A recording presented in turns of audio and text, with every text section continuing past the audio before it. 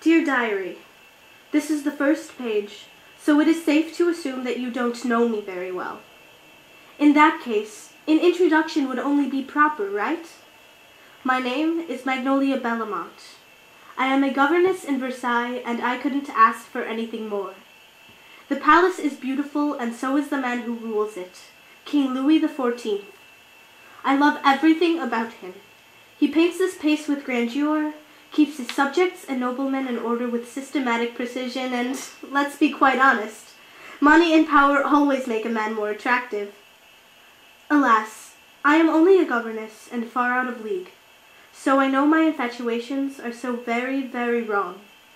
Much worse, I am Protestant, but alas what His Royal Highness doesn't know won't hurt him. My main job here is to tend to Louis's children, legitimate or not, and he hath many illegitimate children, mind you, God bless the royal bed. Oh dear, you know more than you should already. No matter, paper doesn't judge, and I trust that you, little book of mine, are no exception. Ah yes, we will get along swimmingly. It is morning, 8 o'clock to be precise. The sun has risen, or has it? The roosters would say it has, sure, but they be ignorant little creatures. They do not know that the real sun, the Sun King, King Louis XIV, is actually still asleep in this very room. The lever, the waking ceremony, is about to begin. The Sun King will soon awaken, so that he in his absolute glory can grace us all with the rays of sheer majesty.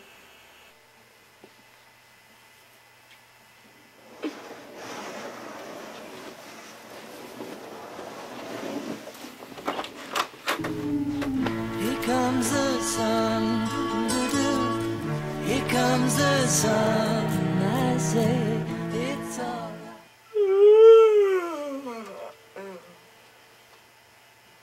Hello, Court. Good morning, Your Majesty.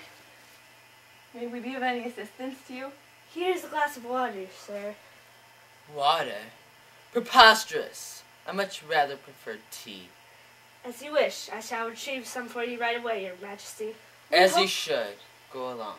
We hope you have a wonderful day. Ah, yes. A wonderful day it will be. But not only that, it will be a wonderful day for France. But we needn't be loitering along anymore. I must get dressed. Say, you usually aren't a part of the lever ceremony, aren't you? No, I am not. I was just here to ask if I could teach your children's lesson in the palace gardens for today. They have been itching for fresh air all week. Ah, I see. Well, the gardens will not be occupied today. Say, aren't you the governess mistress, the children's mistress? What is your name? Maria? Magellan? Madeline? Mufasa? Magnolia, sir, although I would change my humble name for you in a heartbeat, Your Majesty. Mufasa is rather catchy. Oh, Maria, aren't you so charming? Well, I will not be needing your service today. I need to get dressed now. Go along. As you wish, Your Majesty.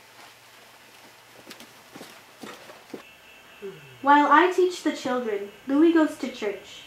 He is a ruler from the heavens, no doubt, and being the good man he is, he pays homage and goes to Mass with scrupulous regularity. As with anything else Louis does, these processions are never less than grand.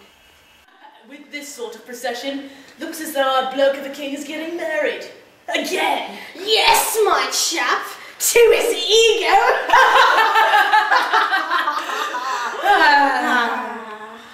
Or one of his many mistresses. His Royal Highness loves his women. Pious in the church and devil in the bedroom. Ironic, is it not? Ironic indeed! I wonder what he makes more of, love or taxes!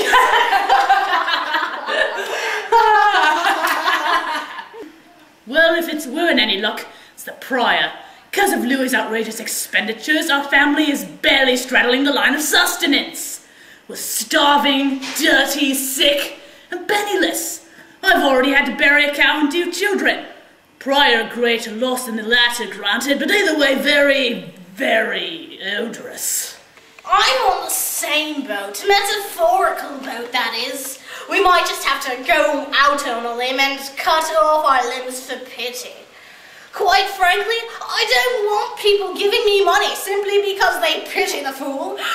Oh, how misery enjoys company, and what for? So that Mr. Majesty can purchase a ridiculous fanfare and outlandishly flamboyant outfits? Well, you know what they say, some got britches and some don't.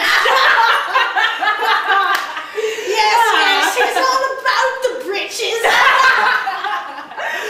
Come with me. Oh, where to, my good chap? Somewhere horrible, I'm sure. What for? Because you're too loud, obnoxious, and vocabulary saturated for the king's liking. Loud, obnoxious, and vocabulary saturated? I quite like that, actually. Yes, quite. I think our absolutist king has gone absolutely loony.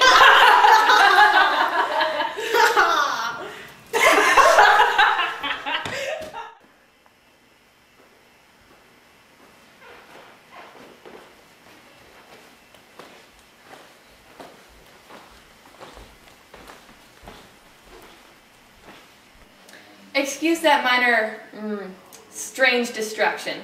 Anyway, today's reading further stresses what we as members of the Catholic Church know to be true.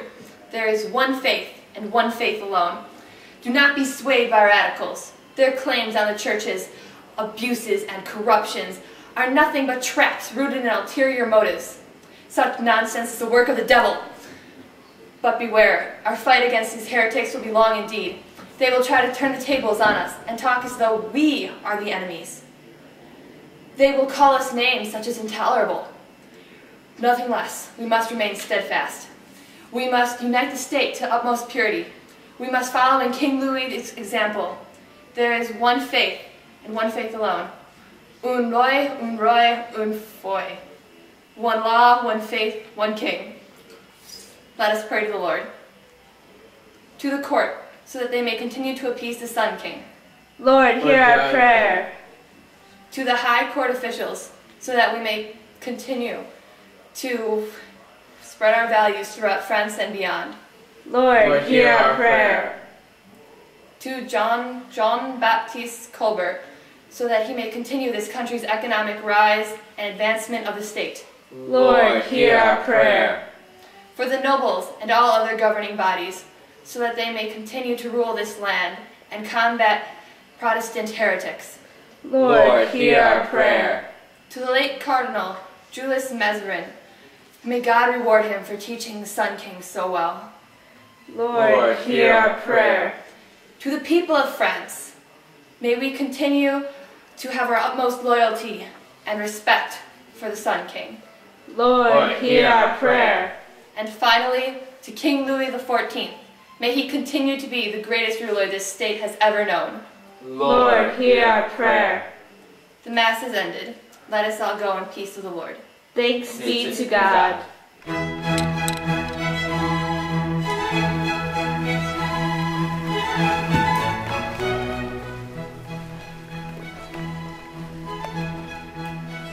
Stop! Stop! Stop! What is that atrocious music? It's the music the church gave us, Your Honor. Did I give you permission to speak? I think not. Anyways, that music was horrible. It really was. Burn all scores of that music immediately before I put you in exile. And also put something more fresh up in here. But, very well.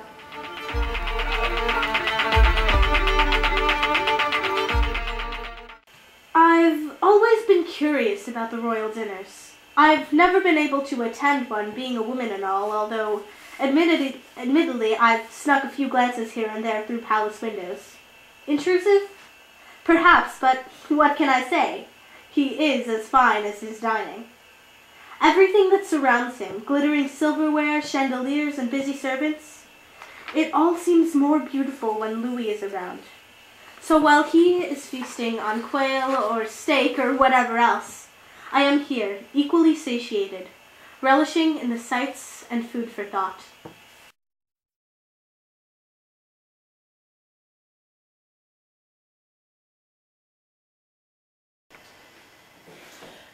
where is this Louis King? We have been standing here for almost 2 hours. Shh! The king is never late. We are simply early. Remember that when you are here. But I have not yet eaten today. I have just finished my travel from Germany and I've been looking forward to this delicious French food that everybody has been describing. As an ambassador, I recognize the importance of these customs. Yet, I must point out that this Louis King has the responsibility to feed his guests. You may eat after the king has finished eating. Remember that it is an honor to be at a private dinner such as this. At least try to look as though you appreciate it.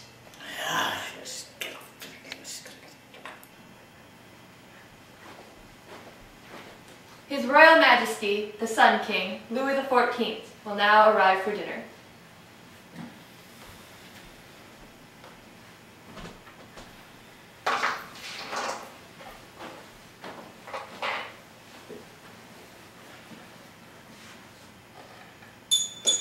You may bring in the food. The king's dinner. The king's dinner.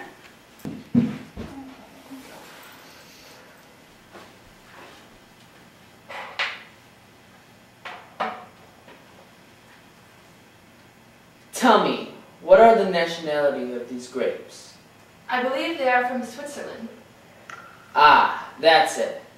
Inform the cook that I demand that these are our nation's grapes. Yes, my king.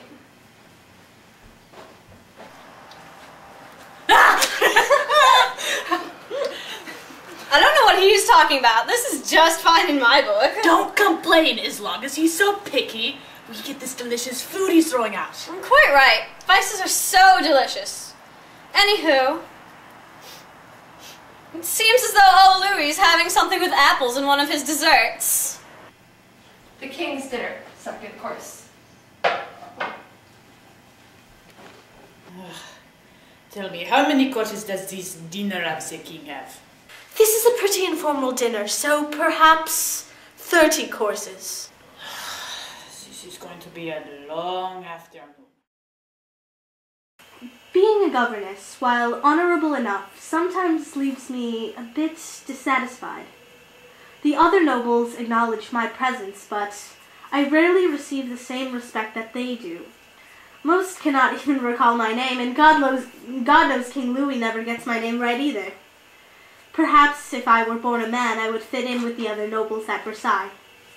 Men are well respected and can do almost anything. They can even go to the royal council meetings. Oh, how marvelous an experience that must be. I can only imagine what it must be like. I call this council meeting to order. The first topic that must be addressed by the Royal Council is Your Highness's increased military funding. It seems that the royal budget has plummeted, and we are currently in debt. Is there anyone that would like to address this issue? Yes, I would. The debt is developing into a substantial setback. We cannot cover all of the regular expenses of Versailles and Your Royal Highness's foreign excursions under our current budget. I suggest we decrease military funding and put more of the budget into our economy. A bit of government funding for our commerce and trade should increase our revenue. That is preposterous. The budget is just fine. I have put quite a large sum of money into the economy, and it has prospered. I agreed with your system of mercantilism, Jean, but there is no need to overdo things. We needn't increase its fundings just yet. Our first priority is my royal army. Are we going to just sit back and let the rest of Europe surpass my military genius? Your Highness, I'm sure your royal army will hold up its reputation as the finest in Europe if we slightly decrease its funding. Fine. We will increase our funding of the economy by a short portion, but no more than that. Many thanks, Your Highness. However, I urge you to cease your aggression in France's foreign affairs so that you're able to put more concentration into something other than war and glory, like the economy. My economic system of mercantilism should patch up that debt of yours in no time at all. Jean-Baptiste, your passion amuses me. Though, you see, You may not think so, for you may be the brains of this kingdom, and I am the blood. Royal blood, that is. And it's sort of like rock, paper, scissors. As scissors beats paper, royal blood beats brains. The logic behind that, I do not know. And it's not my job to really know. Speaking of logic and thinking and whatnot, I'll have you know that I am one of the greatest patrons of the arts and sciences of all of Europe. Who was that established the Academy of Painting and Sculpture and the Academy of Architecture? Just a bit of perspective to put an advisor off of his high horse and in his place. My apologies, Your Highness. As it should be. Remember, I am the state. Word. All right now. That's all settled. Can we move on? Of course, Your Highness. Please do carry on. Thank you. Now, to change the subject, I would like to talk about the Edict of Nantes. The Edict has caused religious separation, leading to political separation. Now, if I am to unite this country, I see it suitable to cease this religious disunion and revoke the Edict of Nantes. But Your Highness, the edict has been upheld since 1598. That's 87 years. Silence! Now, a new edict will be needed to replace the old one. And I should like this to be completed and distributed by... Your Highness, I don't think that is such a good idea. The Huguenot community has brought great